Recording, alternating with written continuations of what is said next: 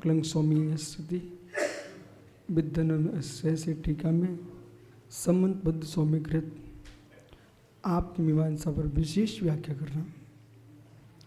विधि निषेध ये पूरा हुआ था ना कल?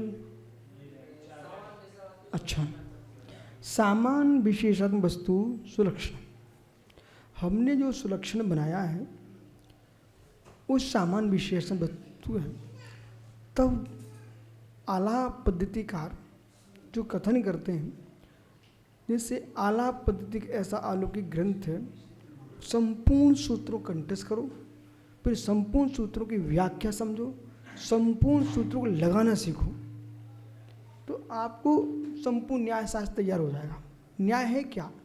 न्याय प्रणात्मकम न्याय, तो उसमें न्याय की प्रधानता है पर प्रमाण भी है।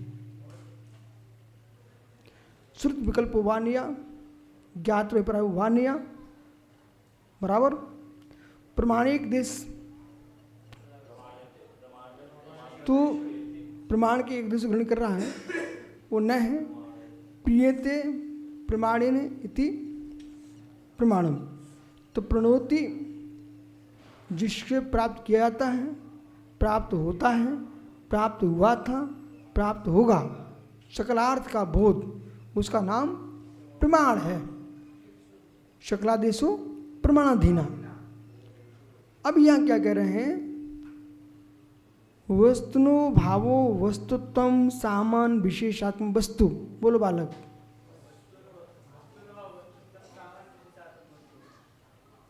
तो वस्तुनो भावो वस्तुत्वम, जो वस्तु का भाव है वो वस्तुत्व है।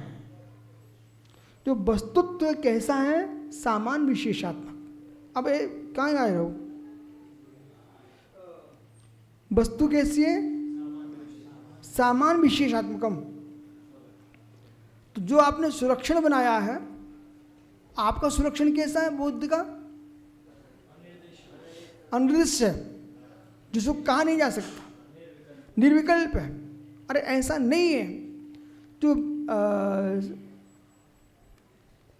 सुलक्षण है ना, सुलक्षण की तो परिभाषा यही है। बोले क्या? सामान विशेषात्मकम वस्तु सुलक्षणम। बहुत बढ़िया। सामान विशेषात्मक वस्तु, वस्तु जो भी होगी वो सामान विशेष एक ही समय में होगी। वस्तु एक ही समय में सामान्य होगी, एक ही समय विशेष होगी। द्रव्य दृष्टि से सामान्य, पर्याय दृष्टि से विशेष है। और गुण पर्यावत द्रव्यम, गुण से पर्याय तो द्रव्य है, द्रव्यम वो द्रव्य है। तो द्रव्य द्रव्यत्व से कब रहित होगा? और द्रव्य से रहित होगा, गुण पर्याय से रहित कब होगा? कभी नहीं होगा। इसलिए सुलक्षण की परिभाषा यही, आपको अंडरलाइन कर लो, यही याद करना है, यही सुलक्षण है। अपने चतुष्टय में प्रत्येक वस्तु कैसी है? सामान्य विशेषात्मक है। तो वस्तुनो स्वभावो वस्तुत्वम, वस्तुनो स्वभावो वस्तुत्वम, सामान विशेषात्मक वस्तु। ये आलापति का देवसेन स्वामी ने सूत्र लिखा। अब देवसेन स्वामी की बहुश्रुतज्ञता का बोध कर लीजिए आप। आगमों के अंदर तत्व को निकाल करके फिर सूत्र में कैसे प्रोया है। अकलंक देव समन्वत स्वामी विद्यानंद स्वामी की बहुश्रुतज्ञता का बोध कर लीजिए आप।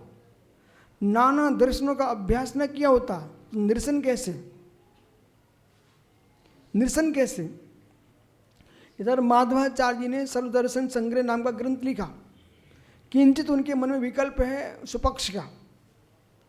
सारे दर्शनों को उन्होंने लिखा है, अध्ययन तो किया है, पर उस अध्ययन में कभी कभी ऐसा होता है एक ही दर्शन के दो पंथ बन गए, तो मध्यस्थ आदमी को बड़ी दिक्कत आ जाती है। वो कैसी आ गई? जैसे कि जैन परंपरा में दिगंबर से तब दो बड़े प्रधान ग्रुप हो गए। अब दो मुख्य धाराओं में कितना भिन्नत्व है। अब क्या भूतार्थ क्या भूतार्थ, एक भिन्न पुरुष लिख रहा है, तो उसे ये लिखना पड़ेगा सीधे सीधे जैन परंपरा में दो विभाग हैं, उनमें एक विभाग ऐसा मानता है, ऐसा छोड़ देना चाहिए। तुम्हें निर्णय देने की आवश्यकता नहीं है क्योंकि तुम सर्वज्ञ नहीं हो। आप तो मात्र जानकारी के रूप में लिख रहे हैं। ये अच्छे को सीखना पड़ेगा, अच्छे को अरिहंत को, इन दोनों को सीखने की जरूरत है।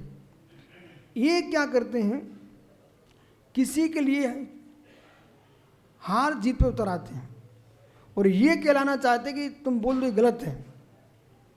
समय इसमें दूसरा चल रहा है। आप ऐसी भाषा का प्रयोग मत कि तुम गलत हो, ऐसी भाषा प्रयोग कीजिए। सुब्रत सार की ये मान्यता है, निसंग सार की ये मान्यता है। अब निर्णय आप लोग कर लीजिए। हमने भेद कर दिए, इस मान्यता में ये, इस मान्यता में ये, क्योंकि हम दर्शन शास्त्र की सामान्य व्याख्या कर रहे हैं। हम ये नहीं कह सकते कि ये गलत है कि ये गलत है, क्योंकि हम तो ग्रंथ लिख रहे हैं इस तरीके का। दर्शनों के लिए परिचय दे रहे हैं, न कि दर्शनों का निर्णय दे रहे हैं। समझ में आ रहा है क्या? दर्शनों का परिचय दे, दर्शनों का निर्णय नहीं दे रहे हैं। अब तुम्हारे जैन दिगंबर परंपरा 2 समूह हो गए हैं, 13-20। हम परिचय दे रहे हैं, कौन सही हो कौन गलत आप स्वयं के निर्णय कीजिए, क्योंकि हम तो जैन मुनि हैं और दोनों परंपराओं में क्या हम तो विश्व के गुरु हैं। इसलिए हम किसी को तुम सही हो तुम गलत हो मुझे लेन देन नहीं है। लेकिन आगम की ये 2 धाराएं हैं, आगम का विषय ये और 2 धाराएं ये हैं, आप निर्णय करो। ऐसा समय के अनुसार तुम्हें बोलना पड़ेगा, अन्यथा तुम छोटे ही रहोगे। एक कोई महात्मा जी हैं, दिल्ली में पहुंच गए हैं, वो मात्र एक ही विषय छेड़ रहे हैं जगह जगह कि अमुक संघ आएगा तो अमुक पंथ फैल जाएगा, अमुक पंथ फैल जाएगा। मतलब वो अपनी भूल में है। अब जब ये शब्द बोला अमुक पंथ फैल जाएगा, तो जिस पंथ की फैलाएं तुम बात कर रहे हो उस पंथ वाले उनसे दूर हो जाएंगे, बोले तुम यार विरोधी आदमी हो। अपने हाथों पर ही, अपने हाथों से अपने पैरों पर कुल्हाड़ी पटक ली उस जीव ने। प्रज्ञा नहीं है, इतना ज्ञानी नहीं है ना कि आपने ये कहना प्रारंभ कर दिया अमुक व्यक्ति आएंगे अमुक पंथ फैल जाएगा, तो उस पंथ को मानने वाले भी लोग होंगे जिसकी तुम बात कर रहे हो, तो उस पंथ वाले तुम्हें निष्पक्ष समझते होंगे, पर वो फैल ही नहीं पाया, उसके पहले आपकी धुलाई हो गई, बोले ये आदमी हमारा विरोधी है, फैल। अब दूसरे पक्ष वाले समझदार वे भी नहीं हो पाएंगे, बोले हम लोग यहाँ प्रेम से रहते थे और ये तो विघटन करा रहे हैं। ठीक है, आइए, इसलिए न पुनः सकल विकल्पातीतम विशेषम। आइए अपने मूल विषय पर आइए। सकल विकल्पातीतम विशेषम, संपूर्ण विकल्पों से रहित विशेष कोई वस्तु नहीं होती। विशेष की व्याख्या करोगे तो वो सामान्य के साथ हो पाएगी। और सकल विकल्पातीतम, और विकल्प से रहित व्याख्या कर सकते हैं। अब निर्विकल्प है, ये भी तो आप कहोगे ना, विकल्प आएगा ना मस्तिष्क में। निर्विकल्प होने का विकल्प आजकल यही चल रहा है, निर्विकल्प हो जाओ, निर्विकल्प हो जाओ। अरे ये विकल्प चल रहा है तुम्हारे मस्तिष्क में, निर्विकल्प होने का विकल्प। विशेष मात्र सामान्य व परस्पर निरपेक्ष। विशेष मात्र सामान्य मात्रम वा, न वस्तु विशेष मात्र न वस्तु सामान्य मात्र। वस्तु कैसी है? परस्पर निरपेक्ष तदुभयम वा, परस्पर निरपेक्ष अथवा उभय एकांत। सुलक्षणम तत्सत्येन, तो वस्तु जो ना न मात्र सामान्य न वस्तु मात्र विशेष है न वस्तु उभय एकांत है। सुलक्षणम, सुलक्षण तेन रूपेण व्यवस्थितत्वात्, स्वरूप से व्यवस्थित होने से सामान विशेषात्मक एवं।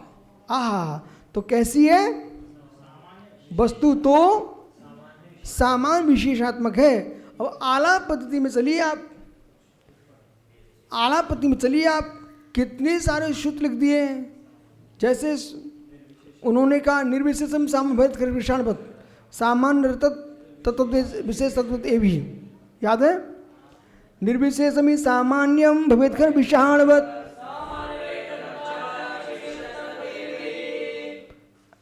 आला पद्धति से बोल रहे हैं। अब उसको पूरे सूत्र याद है भाई को, ये आला पद्धति में लिया गया श्लोक है। अब यहां आगे चलते आप, सर्वथा शुद्ध स्वभाव। यदि आत्मा सर्वथा शुद्धि है, शुद्ध एकांतेन संसारा भावा, तो संसार अभाव मोक्षमपि अभाव, याद है ना, संसार अभाव मोक्षमपि अभाव। और करंकर निर्लेप स्यात्, सतत कर्म कलंक से निर्लेपीय तो संसार का अभाव हो जाएगा, और संसार का अभाव तो मोक्ष का भी अभाव हो जाएगा। इसलिए आपको जब व्याख्या करोगे तो शुद्ध व्याख्या करना पड़ेगी। वो इस समय हो गया।